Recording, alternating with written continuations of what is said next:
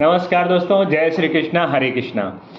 कैसे हैं आप लोग? उम्मीद करता हूँ आप लोग बहुत अच्छे होंगे। मैं भी अच्छा हूँ और एंजॉय कर रहा हूँ, भगवत गीता का अध्ययन कर रहा हूँ।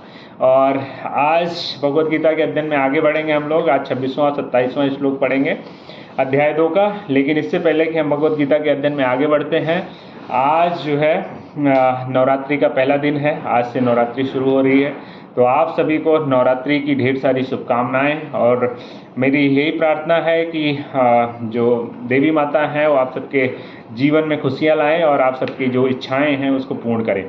आगे आइए बढ़ते हैं भगवत गीता के अध्ययन में। 26वें श्लोक में भगवान श्री कृष्ण ने 25वें श्लोक तक अर्जुन को आत्मा का ज्ञान दिया, आत्मा की विशेषता बताई कि आत्मा को नष्ट करने में कोई सक्षम नहीं है। आत्मा अमर है, अजर है, उसको किसी शस्त्र से मारा नहीं जा सकता, ना उसको शस्त्र से मारा जा सकता है, ना पानी से गलाया जा सकता है, ना हवा से सुखाया जा सकता है, ना अग्नि से जलाया जा सकता है। तो ये विशेषता जो है भगवान श्री कृष्ण ने अर्जुन को बताया, और ये बताया कि जो आपके सामने राजा लोग खड़े हैं युद्ध के मैदान में, ये पहले भी थे, इनका अस्तित्व आज भी है और आगे भी इनका अस्तित्व रहेगा। उनका केवल शरीर नष्ट होगा। अब आइए आगे बढ़ते हैं कि अब अर्जुन को किस तरह से भगवान श्री कृष्ण समझाते हैं। चलिए 26वें श्लोक में देखते हैं। अथ चैनम नित्य जातम नित्यम व मनसे मृतम तथापि तुम महाबाहो नयनम सोचतुम मर्हसि।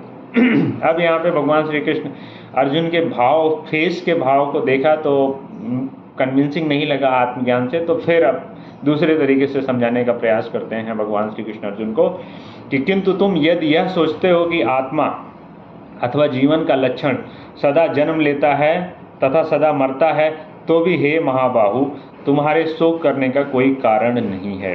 अब यहाँ पे भगवान श्री कृष्ण ये बोलते हैं कि अगर तुम ऐसा सोचते हो, अगर तू ऐसा सोचता है कि लोग सदा जन्म लेते हैं और सदा मरते हैं, तो भी तुम्हारे शोक करने का कोई कारण नहीं है। और क्यों नहीं है, ये अगले श्लोक में भगवान श्री कृष्ण बताते हैं। जातस्य ही ध्रुवो मृत्युम ध्रुवम जन्म मृतस्य च तस्मादि परिहार्थे न तुम सोचतुम अर्हसि। हे महाबाहु अर्जुन, महाबाहु मतलब जो विकट योद्धा हो, ऐसे व्यक्ति को हम महाबाहु बोलते हैं, जो सूरवीर हो। तो अर्जुन जो है इसमें कोई डाउट नहीं है कि वो एक विकट योद्धा और सूरवीर था। तो इसलिए अब भगवान श्री कृष्ण आगे बोलते हैं कि चलो ठीक है, अगर तुम ऐसा मानते हो कि जो जन्म लेता है, लोग जन्म लेते हैं और मरते हैं, तो भी तुम्हारे लिए शोक करने का कोई कारण नहीं है अपने कर्तव्य पथ पर चलते हुए। क्योंकि जिसने जन्म लिया है, जातस्य ही ध्रुवो मृत्यु ध्रुवम जन्म मृतस्य च, जिसने जन्म लिया है उसकी मृत्यु निश्चित है और मृत्यु के पश्चात पुनर्जन्म भी निश्चित है। अतः अपने अपरिहार्य कर्तव्य पालन में तुम्हें शोक करने की आवश्यकता नहीं है। अब भगवान श्री कृष्ण बोलते हैं कि जिसने जन्म लिया है उसकी मृत्यु निश्चित है, और जिसकी मृत्यु हो गई है उसका पुनर्जन्म भी निश्चित है। अगर ये दो चीज़ें निश्चित है, तो इसके बीच में भगवान श्री कृष्ण का ये ऐसा कहना है कि आपको शोक करने की ज़रूरत नहीं जब आप अपने कर्तव्य पथ पे चल रहे हैं। अगर आप अपने कर्तव्य पथ पे चल रहे हैं, अपनी ड्यूटी, अपनी कॉन्स्टिट्यूशनल पोजीशन के हिसाब से अपनी ड्यूटी निभा रहे हैं, तो उस ड्यूटी को निभाते हुए आपको ये शोक करने की ज़रूरत नहीं है कि जो निश्चित होने वाली चीज़ है, निश्चित होने वाली घटनाओं के लिए आपको शोक करने की ज़रूरत नहीं है। जैसे कि हमारे सैनिक लोग बॉर्डर पे रहते हैं, सामने वाली सेना को अगर देख के वो उनके लिए दया की भावना रखने लगे तो वो उनको मार देंगे। तो ये चीज़ें क्या है कि ये बॉर्डर पे खड़ा हुआ सिपाही जो है अपने कर्तव्य पालन के लिए दूसरे देश के आतंकियों या सैनिकों के ऊपर प्रहार करता है, और वो पहले अटैक करता है। क्यों? क्योंकि अगर वो नहीं करेगा तो उसके ऊपर अटैक हो जाएगा। तो दया दिखाने की वहाँ पे गुंजाइश नहीं होती है जब आप अपने कर्तव्य का पालन कर रहे हैं या ड्यूटी निभा रहे हैं। और अर्जुन क्षत्रिय था, युद्ध भूमि में क्षत्रिय का जो काम होता था वो युद्ध करना होता था। तो भगवान श्री कृष्ण उसको यही समझाने की कोशिश कर रहे हैं कि जो तुम्हारा अनिवार्य रूप से जो तुमको करना चाहिए उसको करते हुए तुमको ये संकोच या ये शोक नहीं करना है। अगर तुम ऐसे समझते हो कि जिसका लोग जन्म लेते हैं और मरते हैं, तो जिसका जन्म हुआ है उसकी मृत्यु निश्चित है, और जिसकी मृत्यु हुई है उसका पुनर्जन्म भी निश्चित है। इसलिए इस स्थिति में भी आपको शोक नहीं करना चाहिए और आपको युद्ध करना चाहिए। आगे बोलते हैं, अव्यक्तादीनि भूतानि व्यक्त मध्यानि भारत अव्यक्त निधनान्यो तत्र का परिवेदना। भगवान श्री कृष्ण बोलते हैं सारे जीव प्रारंभ में अव्यक्त रहते हैं, मध्य अवस्था में व्यक्त होते हैं और विनष्ट होने पर पुनः अव्यक्त हो जाते हैं, अतः शोक करने की क्या आवश्यकता है। तो यहाँ पे बड़ी इंपॉर्टेंट बात भगवान श्री कृष्ण ने बोला है कि जन्म के पहले हम लोग कहाँ थे, वी डोंट नो। मृत्यु के बाद कहाँ होंगे, वी डोंट नो। बट जो ये टाइम मिला है जन्म मृत्यु के बीच में, जो लाइफ है, यही हम लोगों का क्या है, टाइम है इस भौतिक लोक में जीने का। तो यही भगवान कह रहे हैं कि जो जीव प्रारंभ में अव्यक्त थे, मध्य अवस्था में आए, फिर बाद में भी अव्यक्त हो जाएंगे।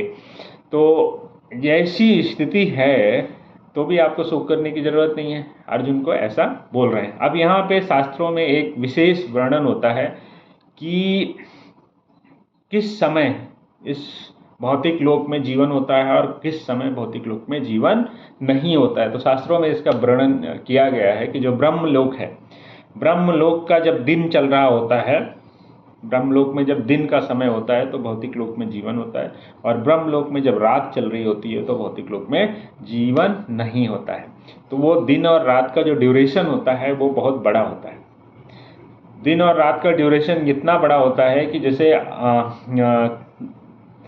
एक कलयुग की जो आयु बोली गई है 4,32,000 वर्ष, इससे डबल जो है द्वापर की थी, और उससे डबल, इससे 3 गुना जो थी त्रेता की थी, और इससे 4 गुना जो थी वो सतयुग की आयु थी। तो टोटल अगर हम जोड़ते हैं तो एक चतुर्युग, कलयुग, सतयुग, त्रेता, द्वापर, कलयुग मिला के 43 लाख वर्ष के आसपास होती है। ऐसे जो 1000 चतुर्युग बीत जाते हैं, वो जो ड्यूरेशन होता है वो ब्रह्मा के यहाँ दिन होता है। तो इतने ड्यूरेशन तक इस भौतिक लोक में जीवन होता है, और इसके इतनी ही बड़ी उनकी रात होती है। तो जब वो रात्रि काल वहाँ चल रहा होता है तो इस भौतिक लोक में जीवन नहीं होता है। ऐसा शास्त्रों में विदित है, शास्त्र की जानकारी के हिसाब से। तो लेकिन अभी तो हम लोग यहाँ पे हैं, तो इसका मतलब ब्रह्मलोक में दिन का समय चल रहा होगा। तो इसलिए अब यहाँ पे हमको आगे बढ़ते हैं। अब हमें इसमें लर्निंग्स क्या मिलती है, हम अपनी लाइफ में इम्प्लीमेंट क्या कर सकते हैं इसको। अभी तो ये दिव्य ज्ञानता भगवान श्री कृष्ण ने जो दिया, आप इसको अपनी लाइफ में, हमारे लिए लर्निंग्स क्या है। हमारे लिए लर्निंग्स ये है यहाँ पे कि हमको जो है उन विषयों को शोक करने की ज़रूरत नहीं है। अगर हम अपने कर्तव्य पालन करते हुए हमसे कुछ गलतियाँ हो जाती हैं, हमने जानबूझ के नहीं किया है, तो उस गलती के लिए हमको बहुत ज़्यादा परेशान या रिग्रेट होने की ज़रूरत नहीं है, हमको उसको सुधार करने की ज़रूरत है। हमारे अंदर वो शकुनी वाला एटीट्यूड नहीं होना चाहिए कि जिसमें हम धूर्ततापूर्वक किसी को परेशान करने का प्रयास करते हैं। अगर कृष्ण वाला एटीट्यूड है, अपने आप को बचाने के लिए या अपने आप को सेव करने के लिए हम किसी को मारते हैं या किसी के साथ कुछ गलत हो जाता है हमसे, तो उसमें बहुत ज़्यादा आपको परेशान होने की ज़रूरत नहीं है। लेकिन आप दूसरों के साथ गलत करके उसको एंजॉय कर रहे हैं, तो फिर आपके लिए सोचने की ज़रूरत है कि आपके अंदर शकुनी वाली प्रॉपर्टी है, शकुनी वाले गुण हैं। तो हमको उन गुणों से बचना है जो शकुनी वाली प्रॉपर्टी होती है, जिसको हम सैडिस्टिक अप्रोच बोलते हैं, कि जिसमें हम दूसरों को परेशान करके खुद आनंद की अनुभूति करते हैं। तो इस गुणों से बचना है।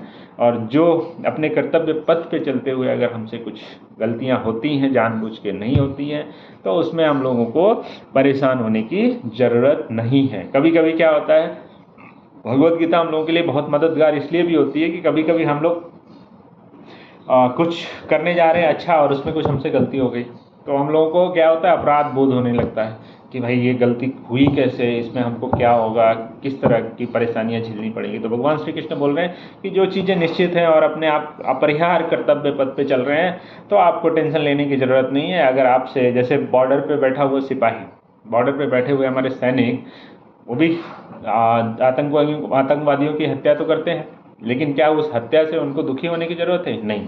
वो उनको मारने के बाद वो सेलिब्रेट करते हैं। क्यों? क्योंकि उन्होंने आतंकवादियों को मार के बहुत सारे लोगों का जीवन बचाया, ये उनकी ड्यूटी थी। तो जब आप अपनी ड्यूटी पूरी करते हैं, उसमें अगर आप हत्या भी करते हैं, तो आप दूसरे लोगों की ज़िंदगी बचा रहे हैं। आतंकियों को मारने के बाद में लोगों की हम जीवन बचा रहे हैं, जो वो कहीं ब्लास्ट करने वाले थे या कहीं कुछ इस तरह की घटनाएं करने वाले थे जिससे हज़ारों लाखों लोगों की या सैकड़ों लोगों की जान जाने वाली थी, तो उसको हमारे सैनिक बचा रहे हैं। तो उसमें उनको चिंता करने की ज़रूरत नहीं है, उसमें उनको मन को दुखी करने की ज़रूरत नहीं है, क्योंकि वो आतंकवादी थे, वो मानव समाज के हिंसक थे, तो उनको मरना ही था।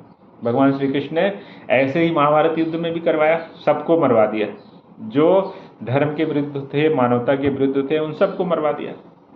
तो कहने का आशय सिर्फ इतना है कि आप कोई भी काम कर रहे हैं, जिस काम जो आपकी प्रिस्क्राइब ड्यूटी है उसको करते हुए आपसे गलतियां हो जाती हैं, तो आपको टेंशन लेने की ज़रूरत नहीं है। दूसरा एग्जांपल हम लेते हैं डॉक्टर्स। अब डॉक्टर्स जीवन बचाने के लिए बहुत बार ऑपरेट करते हैं इंसानों की बॉडी को ऑपरेट करते हैं। 99% टाइम पे या 90% टाइम पे वो इंसानों के जीवन को बचा लेते हैं, और कभी कभी नहीं बचा पाते। तो जब नहीं बचा पाते तो उनको दुखी होने की ज़रूरत नहीं है, क्योंकि उन्होंने उनका बचाने का प्रयास किया।